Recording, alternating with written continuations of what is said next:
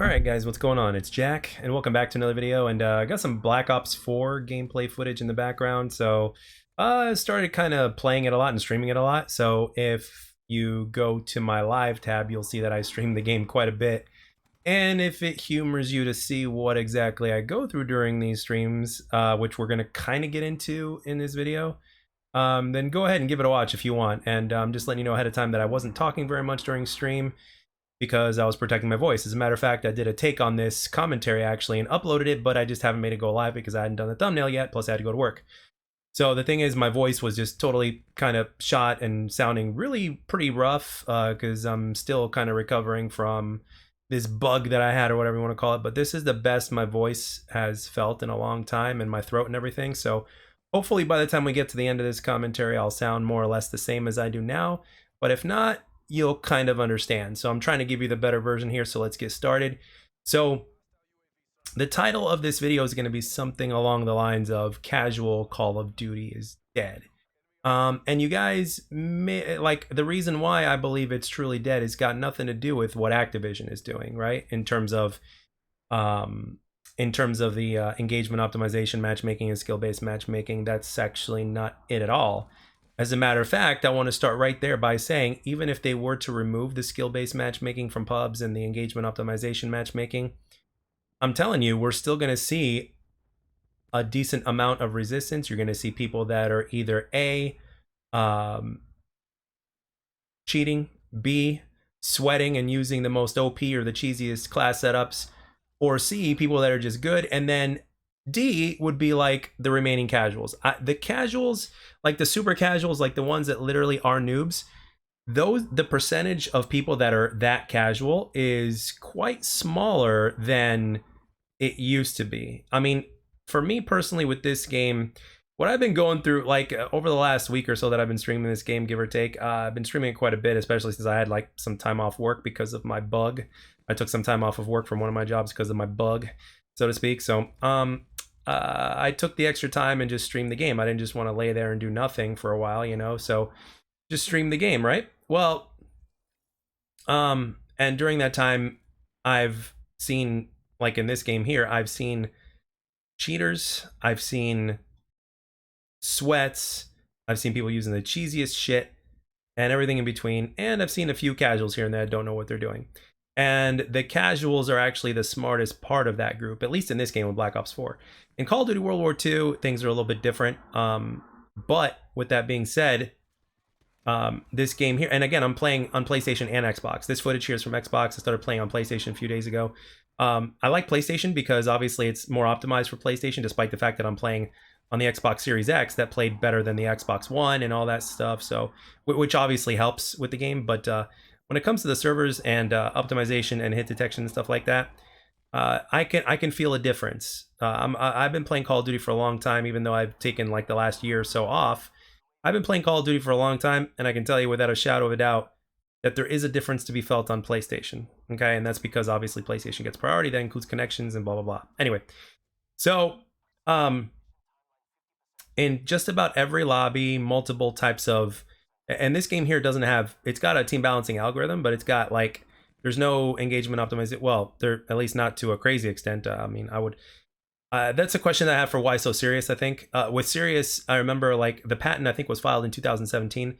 So the patent might have been in effect since 2017, but I think it was in effect in full, like on a whole other level starting in 2019. I think that's right, but that's a question for Serious. But right now, he's the man right now is just kind of focusing on his life and just doing other things.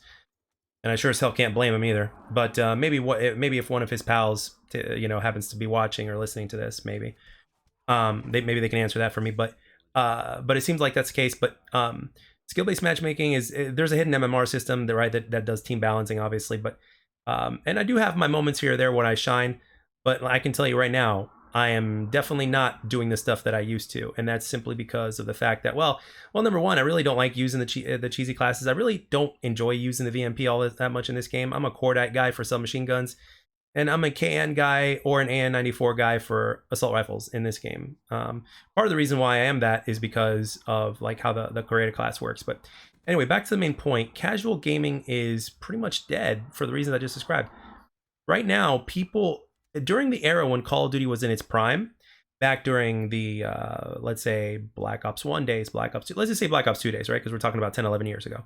Okay, during those times, people were a hell of a lot more casual than they are now. Back during those days, people used to use the majority of people used to use regular ass controllers. They used to use the headset that kind of came with their console, right? Which was just used to communicate with other people, but it wasn't like to listen for, situational awareness of any kind or anything like that. They weren't like surround sound headsets. Some people had them, but the majority of people didn't, right?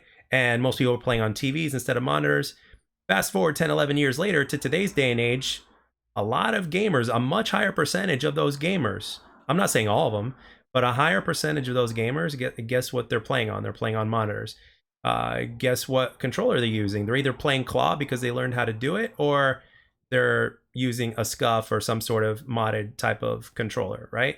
And then of course, there's the cheating situation, right? A lot of people are getting Cronus Zen Maxes, whether by accident or intentional. And what I mean by intentional, by accident is, your parents go to GameStop to get you something, and the person that's there wants to sell them more stuff, right? They're like, hey, you want your kid to have the edge in this game, just for $100, wham, bam, there you go. So, and some parents are going to buy it, some parents are not. But for the percentage of players that do buy it, their kids end up using that thing, and they end up getting artificial dopamine, not real dopamine, but artificial dopamine, because they're cheating, therefore not earning it and not putting in the proper work to do it, but they're still kind of getting some of the benefit or part of the benefit, right? So, they enjoy it, so they keep cheating. And I think that's how it goes. They get addicted to the dopamine effect, whether it's fake or real. They get addicted to it, and they keep going from there. Simple as that, right? It's kind of like the sugar that is processed, which is, altered, versus real sugar from fruit, right? It's essentially, it gives you similar feelings in terms of getting your sugar fix, but in terms of the effects it has on the body and stuff like that, completely different in terms of the long run, right? I know that sugars obviously can bring your sugars from fruit can still bring your sugar levels up, but they don't stay that high or crazy high for a long time like they do with processed sugar. And plus, sugar, if you eat the whole fruit, it's got fiber in it that'll slow down the process. It won't bring your sugar levels up like crazy. But if you juice it, that's a different story. But anyway, how did I get up to that? Anyway, sorry about that tangent, but anyway, you guys get the point here. The percentage of people right now that are playing on monitors, that are playing on, with better equipment and have a certain level of knowledge of the game, those players, they're a much higher percentage than what they used to be. Think about it. How many people in a lobby, on average, do you see TTV? Let's say there's at least one for every lobby, somewhere around there, right? That's nearly 10%. That's huge. And there's people out there that don't have TTV, but they still do it. And there's people that actually just, don't do Twitch, and they still do. You guys get what I'm saying? Higher percentage of content creators versus what YouTube was 10, 11 years ago. Higher percentage of good players than there was 10, 11 years ago. And that has actually radiated and transferred onto the regular people that just play this game. There's a higher percentage of those people that have been inspired, right? And have figured out, and learned and took in the extra time to do it and stuff like that. Because let's be real here. If you're watching this video, at some point in time, if you're a Call of Duty enthusiast that knows how to play Call of Duty and consider yourself a pretty good player, whether you're a competitive player or just a regular pub player, whatever it is, it's because you took the time and you were inspired by some way, shape, or form, right? Or you were just so into the game that you just decided how to learn properly and work on your stuff, right? And you got better eventually. You learned how the spawn system works. You learned how to use your left and right your left and right thumbstick properly for proper strafing and all that kind of stuff, right? You went through your trials and tribulations and all that, and you got better, right? So when you take all of these aspects into account, guess what all this means? It means that even if there's no skill-based matchmaking in a game, casual has evolved into something that seems like skill-based matchmaking, simply because a higher percentage of players have gotten better over time. Now, that may or may not be up to 50% of players. I don't know exactly, but you can feel it. If you've been playing first-person shooters enough and long enough, you're going to be able to see and feel things that normally that most people wouldn't, right? You can just tell something is off, right? And you have to be someone with a certain level of experience in order to know these and to right off the bat, right? Okay, so that is the reason why casual Call of Duty as we knew it, like Christmas noobs and stuff like that, that's part of the reason why it's dead. And the thing is, it seems even more, it's obviously even deader when they implement engagement optimization, matchmaking, and skill-based matchmaking, which in my opinion never really needed to be there in the first place, because there's enough percentage of players now that are good.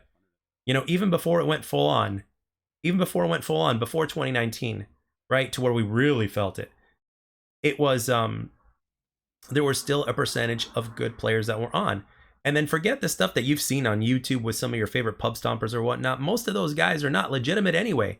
They just did a good job at hiding it, and more of us know that now. So anyway, guys, that's something that I just kind of wanted to get into. So, and that's the real reason. Seriously, like even when X Defiant comes out, trust me when I tell you, you're gonna struggle more to get what I call, you know, good games or good gameplay or whatnot, more than you did, like, let's say, back during 2017 or 2016 and before, simply because of the fact that there's a higher percentage of good players like that.